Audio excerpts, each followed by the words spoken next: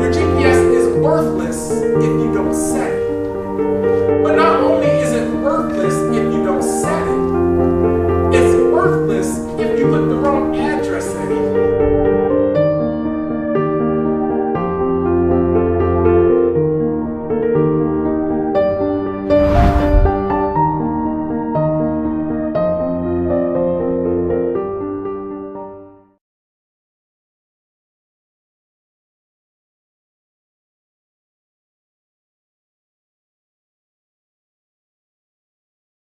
Second Corinthians chapter 4, verses 17 to 18.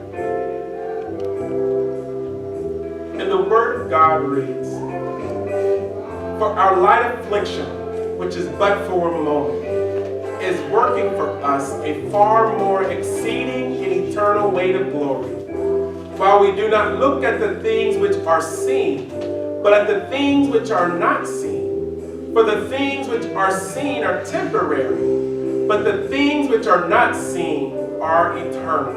Glory to God. You may take your seats today. Glory to God. We're going to jump right into our sermon today. This is not because of football, but we're going to go into our sermon today. As you heard, our text came from 2 Corinthians chapter 4, verses 17 to 18. And if I could read it for you one more time. "For our light affliction, which is but for a moment, is working for us a far exceeding and eternal weight of glory, while we do not look at the things which are seen, but at the things which are not seen. For the things which are seen are temporary, but the things which are not seen are eternal." God has assigned me to preach from the sermonic topic, "I can't give up now." Repeat after me. I can't give up now. I can't give up now. Dear Lord, Heavenly Father, in the name of Jesus, if just for a moment, Lord, we ask you, Lord, to speak to our hearts, to help us realize today that we can't give up now. Amen. Amen.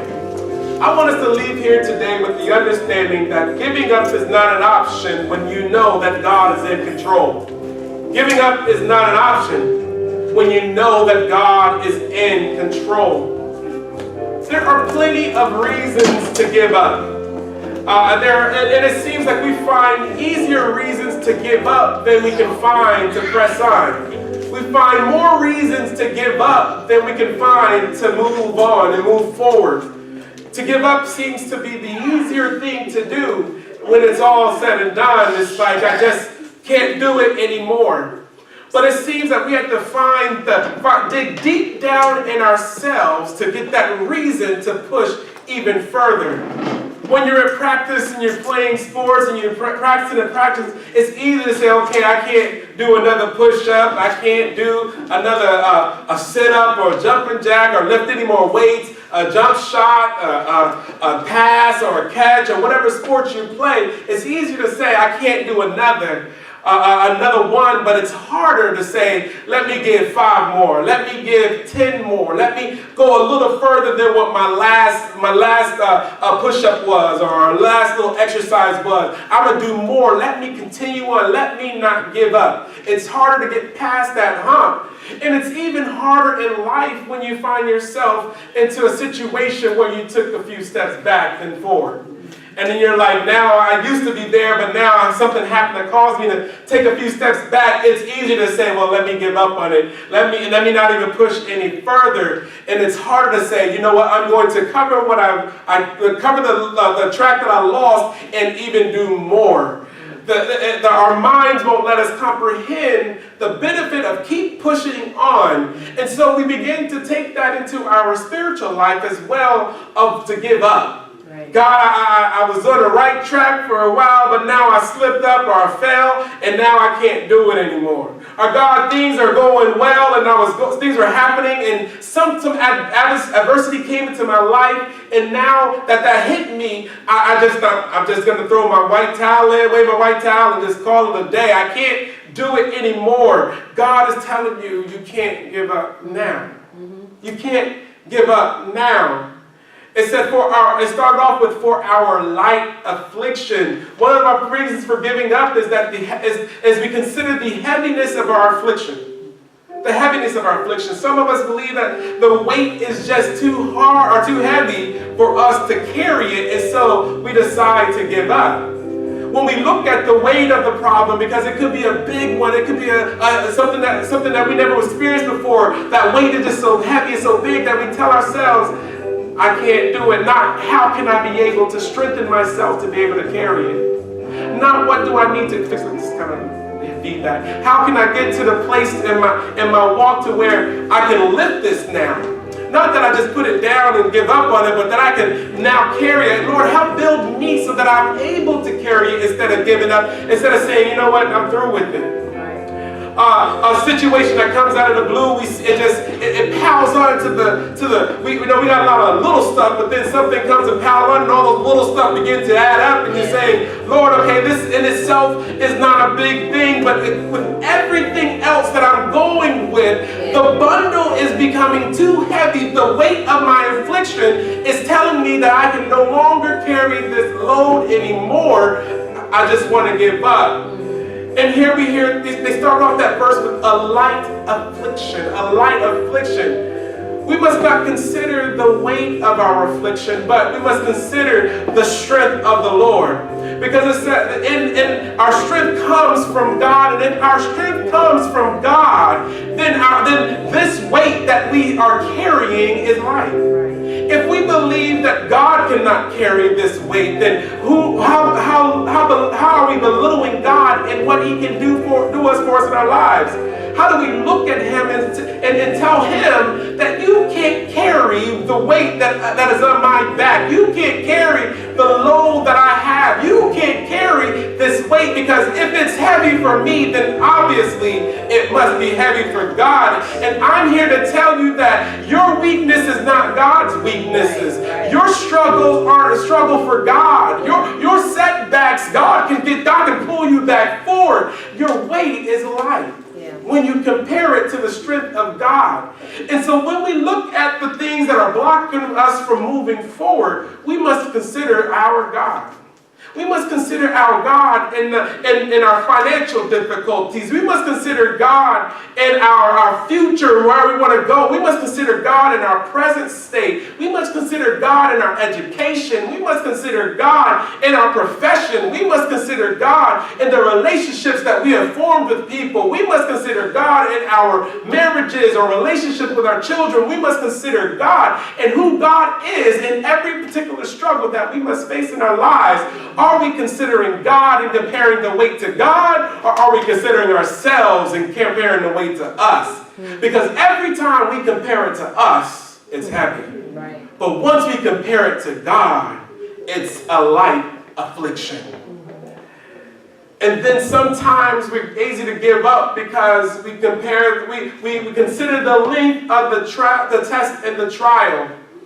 It said, for our light affliction, which is but for a moment. But when you're in the moment, a moment doesn't seem so short. When you're in it, it doesn't seem so short. I remember going in basic training, and they're telling us to do push-ups and stuff. And then one of the drill sergeants want to get smart and just say, hold it. Hold that position. And so you're like this midway through, like 6 inches from the ground, and they just want you to hold it. And they said, in reality, they're probably telling us to hold it for like 5 or 10 seconds. But when you're sitting there in the midst of it, it seems more like 2 minutes that you're in this position. And if you're anything like me, your body starts to shake. They're looking at you, see if your stomach hit the ground. Pick it up, pick it up, pick it up. If you fall in it, I'll do it again. If it's pushing you. But it seems like 10 seconds 10 seconds really gone by, but we thinking it's like 2 minutes, because that moment in the middle of struggle seems longer than it actually is. And in God, we begin to see and say, wow, this thing is lasting too long. I want to get out of it right now. I don't want to stay in this moment. God, I need out of it. And God is saying, my moment is not your moment. He's saying that, yes, it may seem long to you that you're in this, but I'm telling you that this is just a moment. If I compare it to your life and how short your life is, remember, I've been here since the beginning of time. This is really just a moment. And that you've not gone long enough in it that I can't help you in it. You have not been in this long enough that I can't take you out. This is really just a moment. And I've done this before. I've done this before. I've seen this before. And I've helped other people before you got to it. This is just a moment. And he's trying to encourage us to say, this is just a moment. That this thing has an ending to it. And in it is just temporary. And see, when things go on for a long time, we begin to think it's a permanent fiction. We begin to think that this is just the way it is going to be. And we begin to accept it in our lives. And God is telling you this is a temporary thing. It's just for a moment. Don't give up for a moment. When there's something more permanent and eternal that I have waiting for you. This is just for a moment. What have we given up just for a moment? What have we let go just for a moment? And God is saying, if you can just make it to the other side, if you can just hold on a little while longer, this is just for a moment. And then we also give up because we make the assumption that the things that we're going through is going against us. We make the assumption that this is not, God is not doing anything for us, but this thing that we're going through is fighting against us.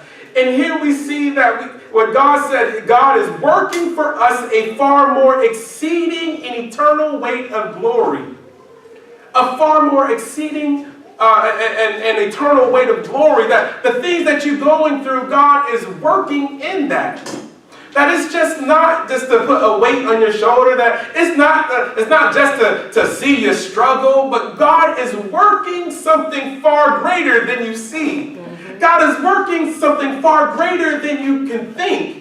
He is working something far greater than we can imagine. God is working something in the very thing that you consider a trial and a tribulation. God is doing something in it.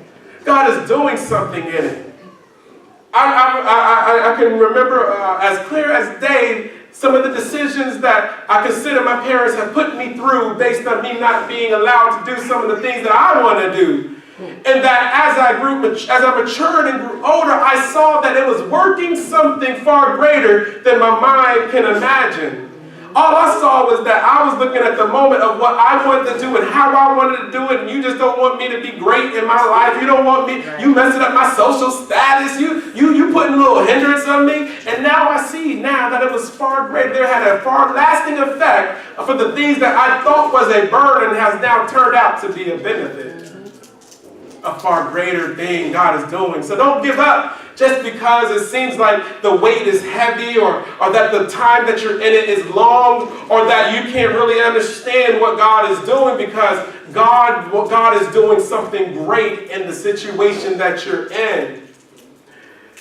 And in Ecclesiastes chapter 9 and 2, it starts off with all things come alike to all. One of it happens to the righteous and the wicked, to the good, the clean, and the unclean, to him who sacrifices and him who does not sacrifice. As is the good, so is the sinner. He who takes an oath, as he who fears an oath. What it's telling us is that we all experience hardships in our lives. We all do, whether you're good or bad, whether you do everything right or you do everything wrong. The fact of the matter is that in life, we all experience hardships. Everyone that has graced this earth has experienced some form of hardship. Everyone. And it's easy to say, God, somebody's picking on me. Why is it me? But the reality is, everybody has experienced it. This is not something that's pointed at you or pointed at you, pointed at me. We all have experienced it. We're all, if you haven't experienced it yet, keep on living. You're going to experience some hardship. It is part of our lives of living. But that is just not the end of the story. one of our biggest internal obstacles we face is trying to make sense of our hardships by looking at our own righteousness. And so we continue and saying, well, God, I'm a good person, so why must I go through? God, I'm just great. I don't do anything wrong. Why do I go through? Because we're trying to compare it to our own righteousness. And God is saying, well, your righteousness is as filthy rags. It's my righteousness. And so we all experience hardship and we get frustrated because we think that we are that great that we should not experience it. And so we give up when we give up when we go through. We give up when we feel it because we can't make sense of why me. We can't make sense of why this. We can't make sense of that. Instead of looking to God and say, God, what can you do in this? God, what are you trying to show me in this? God, where are you trying to take me in this? God, what are you working around me or in me in this? When we begin to look at that, we begin to understand that I can't give up now because there's a blessing at the other side of this. There's a purpose, and there's a purpose that's going on in here. God has called or chosen me for this very moment. I can't give up now. Yeah. I can't give up now.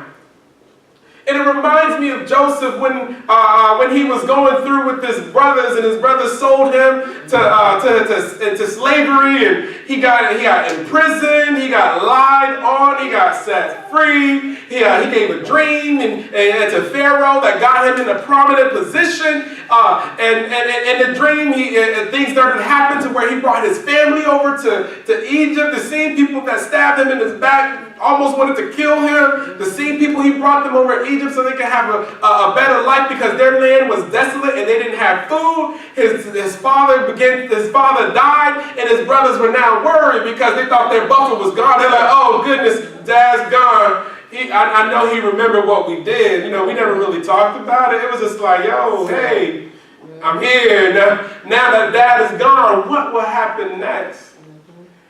And they wanted to come and go ahead and broach it and like, look, remember what I did back in the day? Remember? And he said in Genesis chapter 50, verse 20, he said, but as for you, you meant evil against me, but God meant it for good, in order to bring it about as it is to this day, to save many people alive. God, not people, defines and directs the outcome of what happens to us. God, not people. And when you begin to think about that, you say we have a God that defines. God gives definition, which means He's give meaning to something. If you define something like a word, you give meaning to that word. You begin to explain that word and say, this is what this word means. God gave a definition to the trial that Joseph went through. We must understand that people may give the action, but God will define it. Right. People may try to hurt you, but God will bless you. People may try to take you down, but God will define that as pull you up. God will give definition to everything you go through. You may lose money, but God will give money back. You lose friends, but God will bless you with love and comfort from other things. God will give definition to your situation. Amen. And so you can look at those things and say, God, can you define this? God, would you define that? God, would you define that? And He will go and say, it was for evil, but this is good. It was for hurt, but I give you a healing. It was for pain, but I give you love. God will start to define those things in your life that the world meant it for bad. God gave a definition and said it is good. Amen. And people can't take that away. Yeah. God began to define it in Joseph's life and said, this is the path, that this is the thing that they wanted to do. But I give it definition. Mm-hmm. And so in their means to destroy Joseph, God saved many people alive. In the direction that people or things may happen in your life to tear you down, understand that God will define it, and God will build and strengthen you up better than you ever will be. In the things that people wanted to get you off track, God will position you in the right place. God will define your situation. God will define your circumstances. God will define your weight. God will define your setbacks. God will define your struggles and your hurdles and your obstacles. God gives it definition. You can't give up now because God has defined the very thing that you're going through. Amen. In Romans 8, chapter 28 says, and we know that all things work together for the good to those who love God, to those who are the called according to his purpose. Our responsibility when we experience hardships is to love God and walk in his purpose. Those are the two very things that we need to do when we experience things, is to simply love God and to walk in his purpose.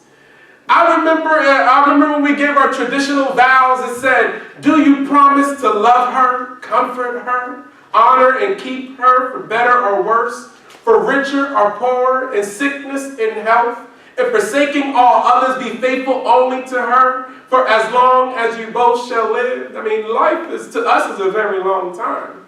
And that is a vow that we have committed when if you give traditional vows in a wedding. And then I begin to look at that and say, have we vowed to God for the same? That we will love him and honor and keep him for better or worse? Will we continue to love him for richer or poor? In sickness and health, can we still remain in love with him? Forsaking all others, do we still continue to let God be first in our lives? Be faithful only to her? Are we trying to sneak out on God? Are we sneaking out on God for as long as we live?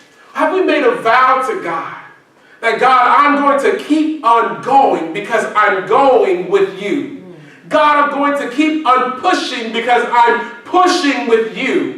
God, I'm going to keep on striving because I'm striving with you. I can't give up now because I made a vow to always be there with you. I made a commitment to stand by you. I made a commitment to trust and have faith in you. God, I can't give up now. I made a vow. Some of us have made a vow that we're not keeping to him. We made a promise that we're letting go or we forgot about. We need to renew our vows with God and say, God, I'm sorry that I gave up, but from here on out, I can't give up because I vow to you that I'm going to trust and believe you for who you are. Yeah. I will continue on moving. I refuse to give up.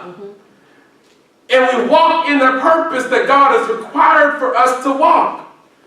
And if this be the path that he has set, God, I'm going to walk it. If this be the situation that I must endure, God, I'm going to endure it. If this must be the obstacle or the hurdle I must jump, God, I will jump because I made a vow with you. Do you understand the importance of your vow with God? For some reason, we believe that our purpose is this one single thread. But the reality is that our purpose is a series of threads that are woven together to create the garment that God has placed on us.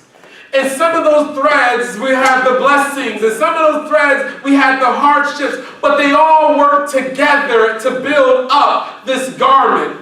That everything that you go through, good or bad, hard or easy, short or long, tough or soft, wherever it may be, they all are threads that go into the garment to wear the clothes that he put on you, to put things together. And we tell God, I don't need this thread. Take this thread out. And then now we don't understand why we have holes in our clothes. I know that's a style that you can buy in the store now with holes in your clothes. But the reality is that when it comes to God, you don't want holes in your garment. And sometimes that thread is a hardship. Sometimes that thread is a hurdle or obstacle. Sometimes that thread, to patch it up, to make it complete, that you God has woven together to make your garment, it takes all of that. Right. The good, the bad, the ugly, the indifference. This is what God is using to shape you to be that body that he wants you to be. And we begin to tell him that we don't want this, we don't want that, I'll take this one.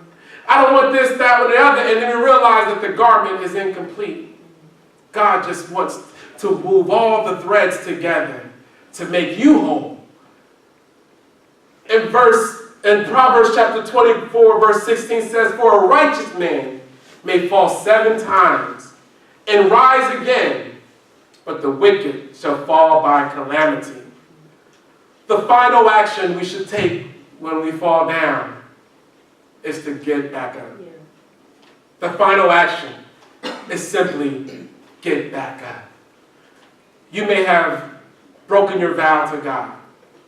Get back up. You may have lost that commitment that you had with God. Get back up. You may have failed the obstacle that you were on. Get back up. You may have disappointed yourself and people around you. Get back up. You may have lost the faith just for about a moment. Get back up. You may have completely turned around and now you realize that was the wrong thing to do. Get back up. Your final action is to get back up. Life is not easy. Life is not comparable to others. But for you and yourself, you must always get back up. Yeah. Because you and what God has called you to do can't give up now. Amen? Amen. Amen. Let's put your hands together. Glory to God. Can't give up now.